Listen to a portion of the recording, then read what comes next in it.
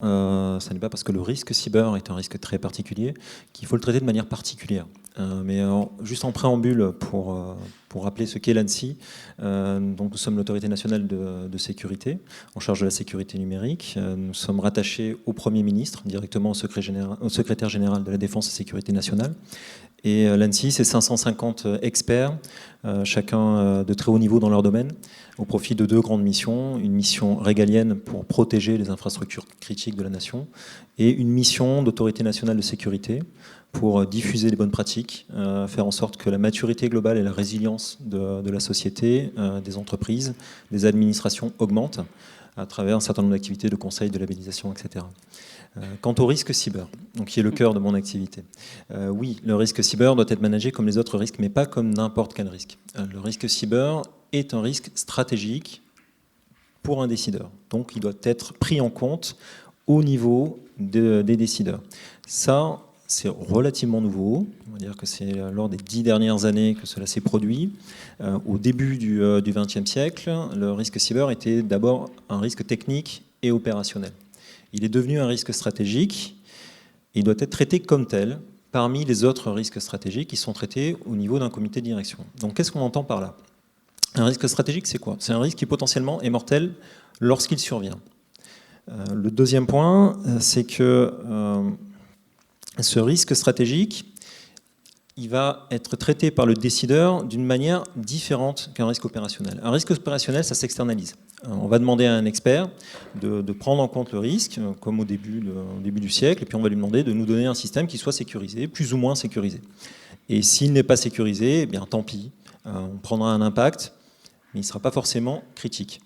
Un risque stratégique, on va demander à l'expert de donner au décideur une compréhension du risque pour que celui-ci puisse poser une décision, poser une stratégie, donc allouer des ressources, identifier des objectifs et atteindre ces objectifs. Ce n'est plus la même démarche. Là, on n'est plus dans une démarche pure d'ingénieur, mais on est bien dans une démarche de risk management. Alors, pourquoi on est arrivé à ce niveau-là? Pourquoi on est sur un risque stratégique? Pour deux raisons qui ont été évoquées précédemment par notre jeune hacker. La première, bouleversement numérique, certes. C'est vrai que tous les processus, tous les échanges dans nos activités sont sous-tendus par le numérique maintenant, ce qui n'était pas le cas avant. La deuxième, prolifération des menaces. Donc prolifération des menaces, ça veut dire que n'importe quel acteur malveillant peut relativement facilement trouver des cyber-armes et après conduire ses actions. Dans ce contexte-là, on est tous exposés et les impacts peuvent être redoutables. L'avantage, c'est qu'à l'heure actuelle, on a pour nous un état de l'art qui est beaucoup plus riche et on a aussi pour nous une réglementation qui est plus mature. Donc il va falloir répondre à ce risque stratégique et comment faire? Par une démarche par les risques, c'est-à-dire d'abord une analyse de risque qui permet de bien comprendre notre exposition et ensuite qui va permettre aux décideurs et aux métiers de définir ses risques, de définir sa stratégie, d'appliquer sa stratégie. Donc ça a été tout l'objet des travaux de l'agence ces dernières années et notamment de la refonte de notre méthode d'analyse de risque EBIOS Risk Manager. EBIOS, c'est la méthodologie, c'est ça? Voilà, c'est une méthodologie. C'est le nom de la méthodologie utilisée par... c'est ça? Exactement, c'est une méthodologie qui est assez ancienne, qui visait à faire du management du risque, mais davantage pour répondre à un risque stratégique, un risque opérationnel.